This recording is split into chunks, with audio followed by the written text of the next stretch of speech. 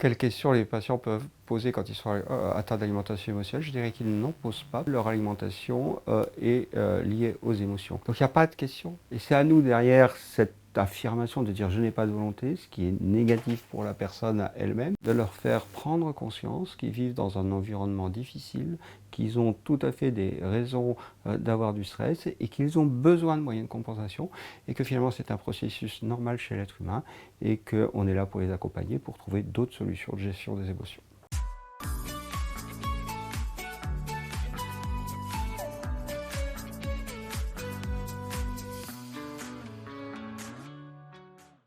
Alors déjà, qu'est-ce qui détermine nos prises alimentaires? Il y a tout un tas de choses qui déterminent nos prises alimentaires et c'est très compliqué. Alors bien sûr, il y a les besoins physiologiques, mais l'alimentation est aussi en fonction de notre environnement et a des tas de déterminants. Parmi les déterminants, l'alimentation doit apporter du plaisir et donc il y a une relation déjà qui naturellement est émotionnelle avec l'alimentation. Et en plus, quand vous prenez des aliments qui sont gras et sucrés, je ne sais pas si vous avez déjà remarqué, ça fait du bien. Et donc, quand on a des émotions, le plus souvent des émotions négatives, on a tendance à compenser ces émotions par des prises alimentaires d'aliments qui sont sucrés, gras sucré, salé. La traduction, ça va être le plus souvent une prise de poids.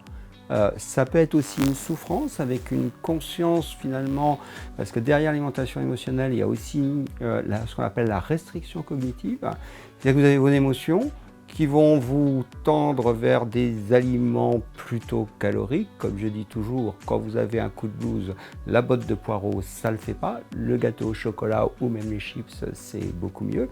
Donc les conséquences, ça va être l'hyperconsommation calorique, donc le risque de prise de poids. Plus je me dis il ne faut pas, et plus j'ai tendance justement à consommer, puisque je crée du stress en disant il ne faut pas. Le traitement de l'alimentation émotionnelle, c'est la gestion des émotions, puisque l'alimentation émotionnelle sert à compenser des émotions. L'approche, elle est fortement par une prise en charge psychologique.